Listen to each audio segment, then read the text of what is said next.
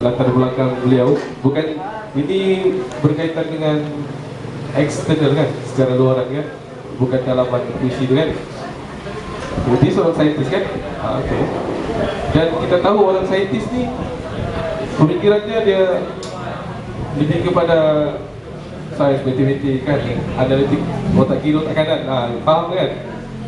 Tapi dalam dia sebenarnya Dr. Hamzah juga dia menguasai dua bidang semasa dia di peringkat universiti.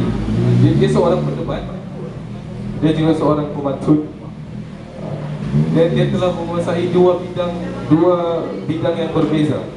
Maknanya kiri kanan otak dia boleh main. Sapu habis. Sapu habis.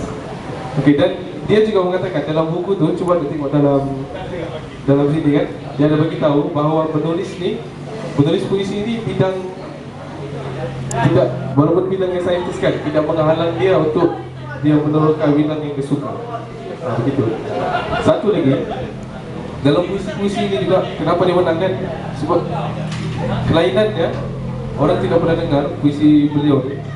Sebab dalam tu dia menggunakan istilah-istilah geografi ataupun sains. Seperti saya bagi contoh kan, elemen sains dia tu dia menggunakan angin suam, pusar angin, angin berkumpul songsang. Faham tak? Okey, saya bagi contoh. Seperti satu puisi. Sebab yang Dr. Hamzah ni menurut Masri NO ataupun dan Awang Pawi daripada dalam buku beliau Resin Geopolitika, tulis Mutakhir Malaysia, dia katakan bahawa penulis-penulis muda ni dia cenderung menggunakan ilmu bantu dalam puisi. Ilmu bantu dalam puisi ni contohnya latar belakang itu kan, macam Latif Muhyiddin dia pelukis. Latif Muhyiddin kan, Latif Muhyiddin dia gunakan, dia pelukis kan, tapi bila dia menulis dia masih gunakan elemen bantu. Melukis tu dia masih gunakan dalam puisinya. Itu peranan ilmu bantu sebenarnya lah. Tapi dia kena tengok keadaan sesuai atau tidak sesuai. Begitu. Ilmu bantu. Dan Dr. Hamzah dia menggunakan ilmu latar belakang sains. Dia sendiri mengakui kan, saya tanya dia sendiri kan. Pak Doktor banyak guna bahasa-bahasa sains kan, banyak bahasa-bahasa saintis kan? Angin Mediterranean kan, dalam cuba buka banyak kan. Dia kata, yalah saya kan orang sains. Dia cakap begitu. Dia mengaku. Jadi puisi-puisinya pun dipengaruhi oleh sains. Dan itu yang peliknya tu, kenapa dia punya puisi. Seperti contoh dalam puisi Janji Sampai Mati, dalam buku 102. Cuba buka dalam buku 102.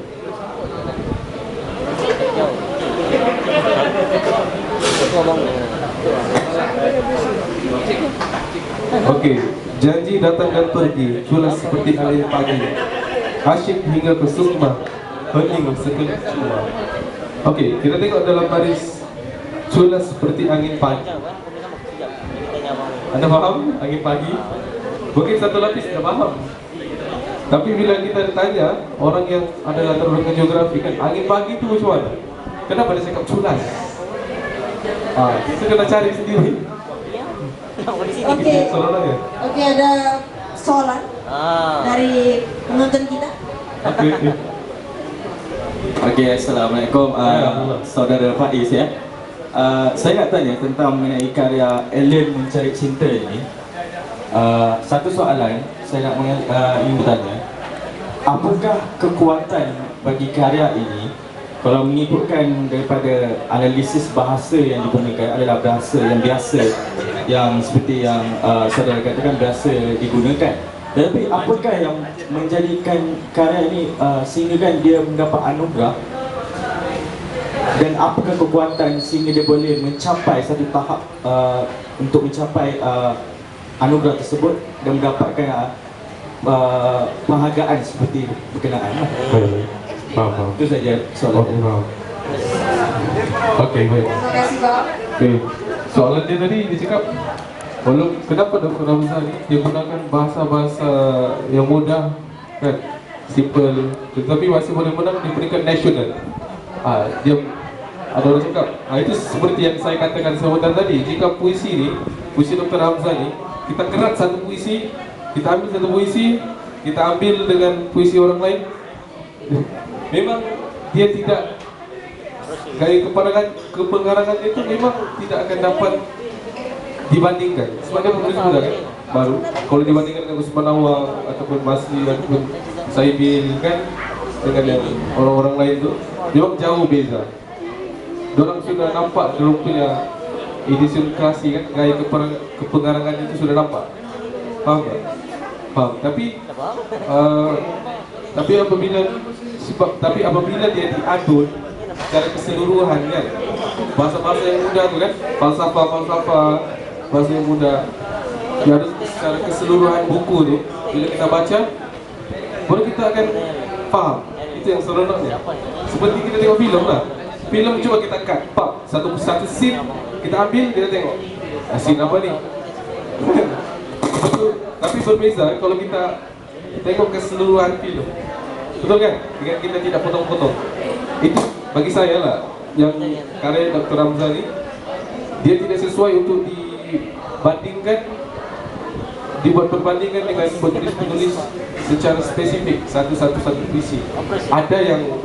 Ada yang boleh, tapi dia tetap tidak sampai. Sebab kita tahu ada sastra perdana Malaysia tu kan, laporan panelnya mengatakan bahawa buku ini menang anugerah kumpulan puisi. Kumpulan puisi. Bila saya kata kumpulan puisi, bukan ecaran puisi, bukan ecaran, faham? Bukan ecaran, bukan satu-satu. Faham betul?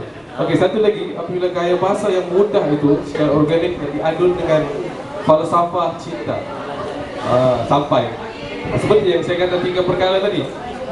3 perkara tu kan, sajak tu kalau senang dipahami, bukan sajak. Ada orang cakap kalau dia panjang, dia jadi prosa. Ada orang cakap kalau dia tidak berlapis-lapis maksudnya, bukan sajak kan.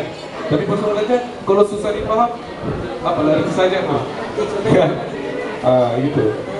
Jadi itu juga salah satu kekuatan lah. Dia padat, tidak meleret-leret bahasa dia. Okey dah lah. Okey, tambah lagi. Ada lagi soalan?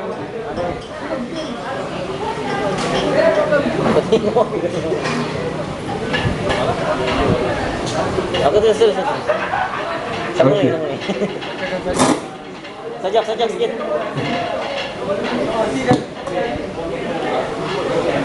Okey, dalam buku antologi Alien Mencari Cinta juga dikesani puisi yang masih terikat dengan pantun, prosa tradisional, dia bukan puisi moden. Seperti dalam buka surat 62, coba tengok buka surat 62. 62, okey. Raja Pasai sedang beradu menunggu putri dari deni. Aku ini pupuk merindu, bulan tinggi tiada peduli. Pohon pelang di tepi beringin, elang sekawan hingga malam. Kukirim salam kepada angin, angin cicirkan di teluk dalam. Dalam puisi ini, dalam pantun ini, 4 rangkap sebaris, okay? 4 baris serangkap, seperti yang dikatakan oleh pengkaji-pengkaji puisi kan? Kata-kata yang indah, susunan terbaik dalam kata-kata indah, kata-kata terindah dalam susunan terbaik kan? Apa cakap puisi 4 baris serangkap. Jadi dalam puisi ini, saya katakan tadi, dia juga seorang pemantun di peringkat kepentingan pantun kan, peringkat nasional kan, peringkat kebangsaan kan. Jadi dia menguasai bidang pantun tradisional ini secara baik. Pantun tradisional secara baik. Okey, Cik, ada soalan? Okey, cuba. Saya nampak Pak Lah ni macam agak kurang puas hati. Jadi boleh bagi ulasan sikit? Okey, teruskan. Okey, macam yang saya tanya tadi mengenai gaya bahasa yang digunakan itu adalah sesuatu yang biasa kan? Tapi adakah di dalam gaya bahasa berkenaan dia menyelitkan unsur-unsur metafora ataupun hyperbola dalam menyampaikan maksud sebenar di dalam sesebuah sajak. Di dalam sebuah sajak yang seperti yang saya ketahui, dia mempunyai maksud yang berlapis-lapis, di mana dia tidak mengatakan direct straight to the point untuk menyampaikan maksud dia, tapi dia menggunakan orang kata satu mekanisme dalam penggunaan bahasa di mana dia cuba menyampaikan maksud yang sebenar, tetapi di dalam permainan dalam bahasa itu sendiri. So adakah di dalam gaya bahasa yang digunakan oleh Dr. Ramza Rambo ini dalam karya Elin Mencari Cinta ini, apakah gaya bahasa yang paling penting yang diutamakan di dalam karya ini? Baik.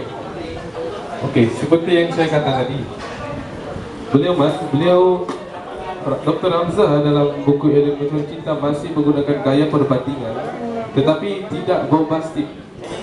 Okey, saya bagi contoh dalam muka surat 18, penggunaan bulan tak terbit tinggi, dalam puisi bulan tak terbit tinggi di langit mata. Itu adalah di langit mata. Gaya perbandingan apa? Similar. Kan dia secara terus, dia tidak bombastik. Lepas tu kias. Okey. Dia seperti pusat angin, seperti dia direct, dia tidak bombastik. Dia tidak seperti berenang di lautan api. Dia tiada bombastik. Dia tiada. Lepas tu dia juga bagai mencari embun. Bahasa-bahasa yang simple, seperti warkah lama. Okey, masih simple lagi. Masih orang kata perbandingan yang mudah kan? Di langit sukma, perbandingan masih simple, tidak bombastik. Lepas tu dia juga menggunakan personifikasi dalam puisi, iaitu dalam salam kepada angin. Ku kirim salam kepada angin, angin cicirkan di teluk danau. Okey, apabila angin itu mempunyai perbuatan mencicirkan salam itu di teluk danau.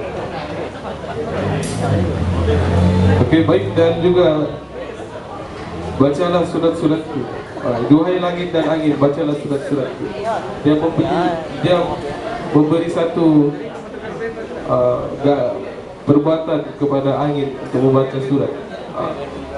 Okey, jelas lagi sekali bahawa walaupun dia menggunakan gaya perbandingan, tetapi tidak bombastik, tidak berlebih-lebih, tidak ada. Okey, dah lah, teman. Dapat sudah, Pak Lan? Okey, saya mau mencari mangsa. Assalamualaikum, Pak. Apa yang kita paham dari perbicaraan kami malam ini?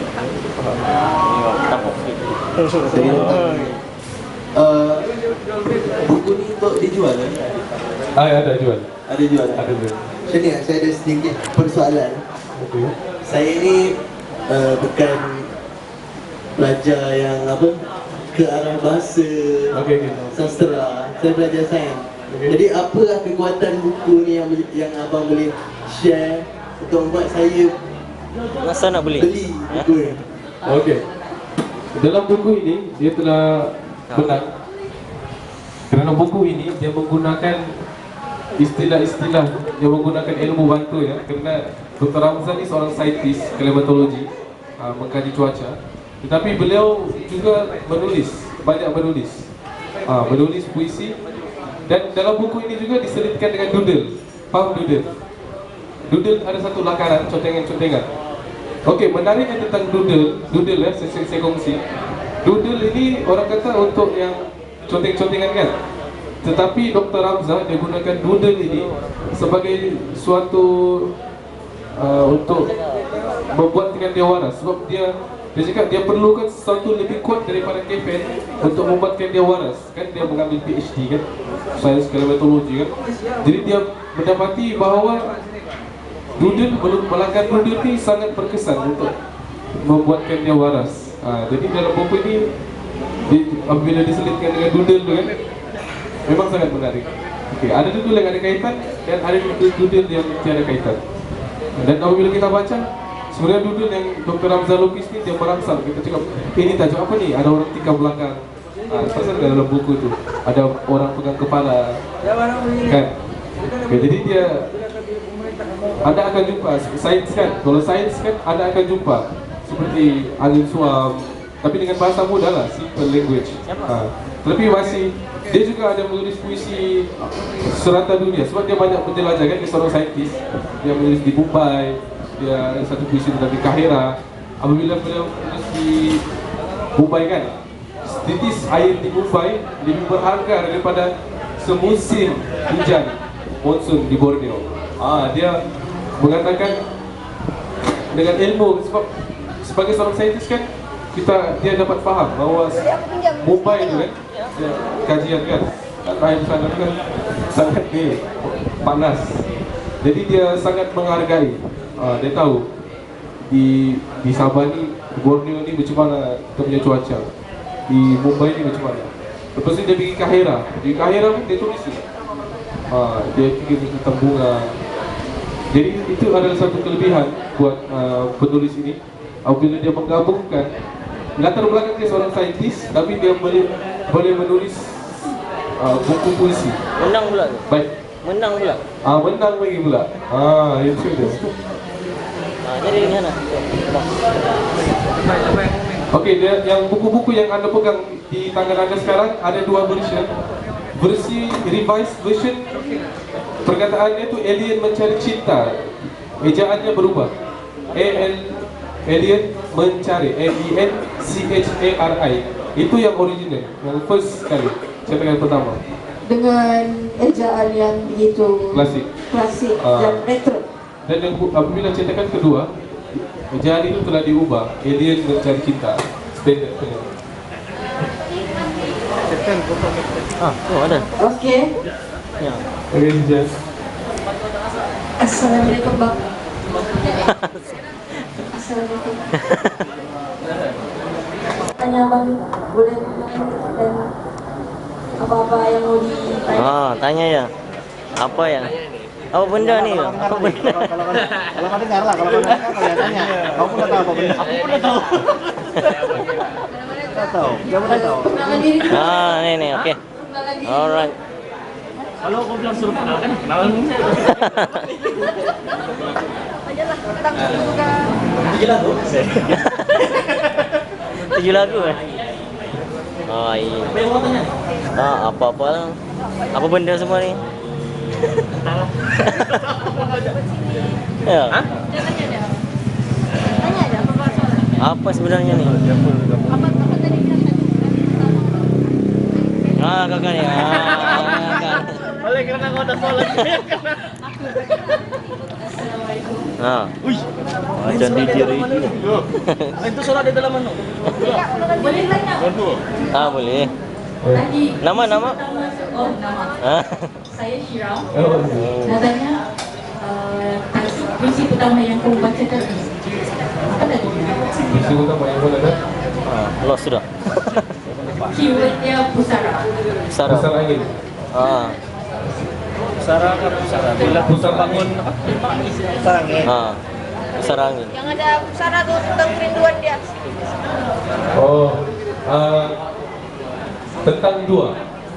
Tentang doa. Yang tajuk puisi itu tentang dua. Tentang dua. Ya, dua. Puisi dia yang nomor dua. Oh. Kamu maksudkan puisi itu merujuk kepada seseorang. Ya. Kenapa kamu pasti merujuk kepada seseorang sedangkan puisi itu boleh merujuk kepada sesuatu keadaan? Okey. Mantap kak. Terima kasih kak, soalannya yang sangat mantap. Saya menjawab soalan dia. Okey, Citra dalam 55 buah puisi dalam antologi Alien Mencari Cinta ini. Okey, saya kesani Citra mention atau image individu berambut ikal selepas hujan dan disertai dengan gambar seorang lakaran doodle seorang wanita. Jadi saya membuat andaian itu adalah Citra imagine seorang wanita. Okey, terima kasih.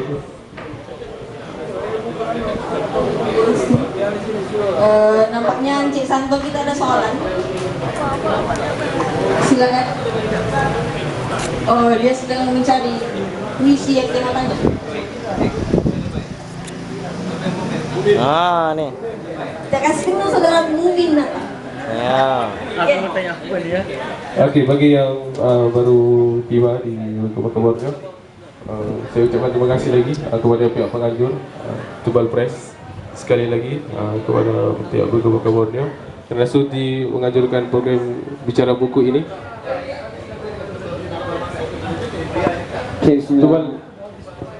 Tubal cetak. Tubal cetak. Okey, Tubal cetak. Okey, Tubal cetak ini merupakan satu penerbitan indie, buku alternatif ya, bukan mainstream. Okey, mereka ini muncul dengan puisi terbaru atau antologi puisi yang pertama yang bertajuk Moment. Okey, dan sekarang ini sedang dalam proses menerbitkan buku-buku yang seterusnya. Dan saya ucapkan selamat buat Yang kedua pada muka. Yang kedua pada muka. yang kedua bertajuk Padan Muka. Okey.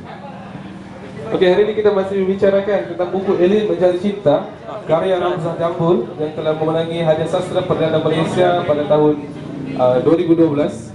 Seorang anak jati kelahiran Sabah, berbangsa Dusun Buniwan.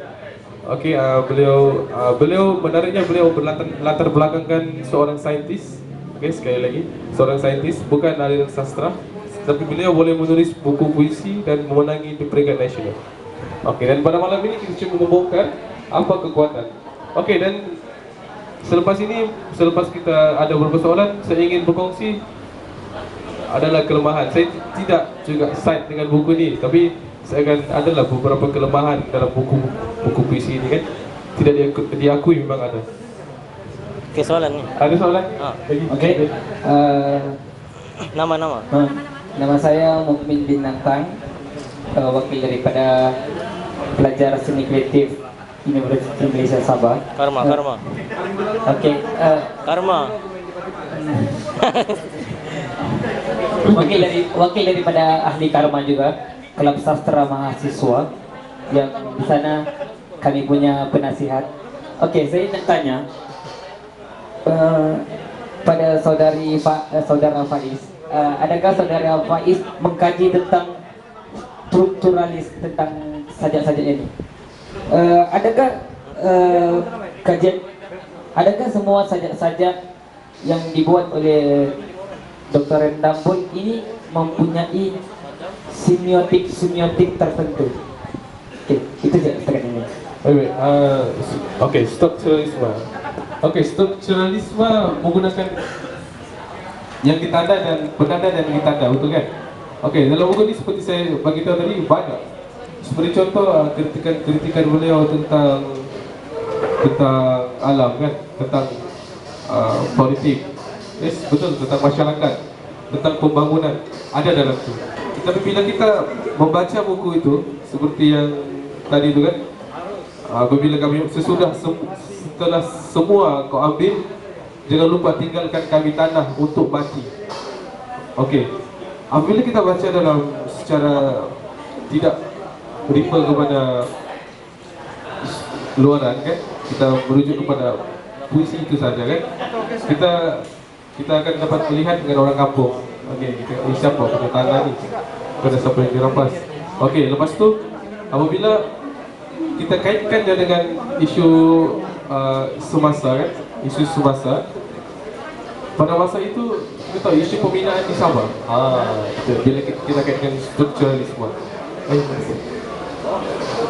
Belum minum dulu. Okey, kita nyanyi dulu. Okey, dan banyak lagi. Ada lagi tentang puisi-puisi tentang sempurna. Okey, setelah dalam puisi yang semasa beliau berada di Sempurna, dia mengkaji kan. Okey, kita mau mengucapkan selamat datang kepada timbalan Presiden Tubal Cetak yang baru sampai malam ini, yaitu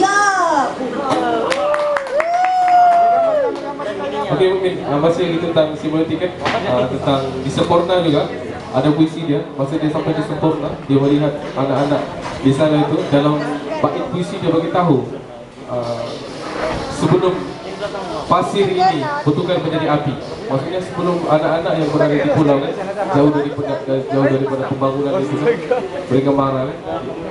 Bila kita baca kan, kenapa pasir ini boleh butuhkan menjadi api?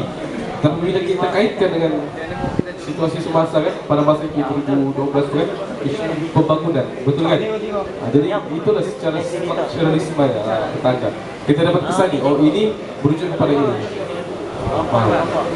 Okey, satu lagi dalam mengkaji puisi ni, mungkin pada hari ini apabila saya bicarakan tentang alien ni kan, menurut teori resepsi pembaca kan, resepsi pembaca apabila hari ini kita konteks buku ini pada hari ini mungkin lain. Okey, kita nampak kan konsepnya. Tapi bila kita buku ini pada tahun 2012, orang yang membaca pada tahun itu pendekatannya, interpretasi dia berbeza lagi. Faham? Dia resepsi pembaca berbeza-beza. Begitu. Okey, terima kasih. Ada soalan. Okey, mana kita punya MC? Mana MC ni? Okey, ada yang mau bertanya soalan? Nampaknya tidak ada yang fokus. Okey, hari ini saya ulang sekali lagi kita masih membicarakan buku alien dengan kita. Oh, ni abang ni mau tanya ni. Oh, tadi. Okey, bang, mau main aja tadi abang juga. Apa yang abang faham tentang alien? Coba. Boleh perkenalkan diri? Apa dia? Alien tu apa? Apa yang? Alien tentang buku ni. Abang cakap apa? Alien tu apa? Oh, saya baru sampai. Saya tak tahu ni. Semua ni baru sampai. Oh. Dah dapat tahu ni. Macam sana nak tembak. Baru 10 minit lah. Okey, jadi lagi. Okey, Ini abang ni? Okey, saya teruskan lagi dengan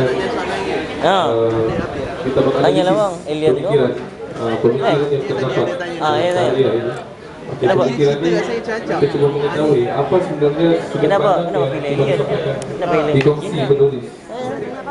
Saya dalam membuat cinta ni, saya memukul cinta dalam buku ini ya. Ada soalan. Memukul cinta itu menurut kepada Ibnu Qayyim dalam bukunya, dia memecahkan puisi cinta itu kepada beberapa jenis.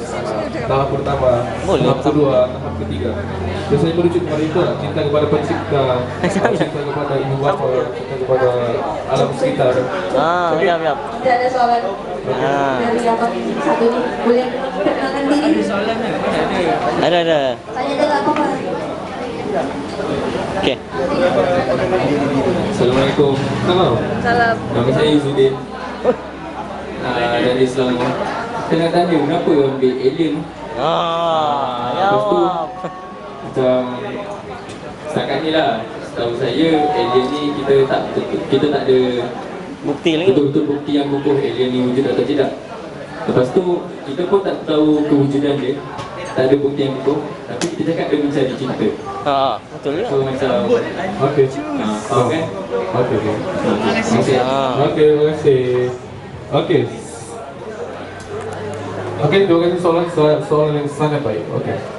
Sebelum kita pergi jauh kan, kita sedari bahawa penulis ini sendiri ada seorang saintis, kan? Seorang saintis yang pemikiran dia analitik kan, logik kan. Dia menggunakan fakta untuk bagi tahu sesuatu perkara kan. Tapi apabila dia beritahu dalam buku ini, dia menggunakan cinta, kan? Alien. Kenapa dia pakai alien kan? Mungkin alien itu merujuk kepada entiti asing lah dalam kamus dewan kan. Okey, saya ingin kongsi falsafah di hujung buku ini, kalau boleh baca lah. Kita semua adalah alien, sehinggalah kita temui cinta abadi pada galaksi utopia yang kita definisikan sendiri. Okey, sebenarnya Ramzan Ambul, dia mengakukan dirinya sebagai alien yang sedang mencari-cari cinta. Dan dia cuba membawa perasaannya itu yang keterasingannya kan, mencari-cari cinta sepanjang boleh mengembara lebih separuh umur hidup beliau kan, dan berfungsi kepada pembaca. Mungkin ada yang lebih memahami maksud cinta tingkat 7 sini dan sedang merasai cinta hakiki sebenar. Saya tidak boleh doubt apa yang kamu telah jumpa. Tapi menurut cinta ini adalah perjalanan alien mencari cinta. Okey, alien adalah orang asing dan kita tidak akan temui cinta yang sebenar. Betul. Setiap orang mendefinisikan cinta berbeza-beza. Kan? Setiap mendefinisikan. Tapi sehingga apabila kita tidak jumpa cinta yang sebenar itu, kita masih alien. Ya, kita semua alien. Alien merujuk kepada orang asing. Entiti asing. Dan dalam konteks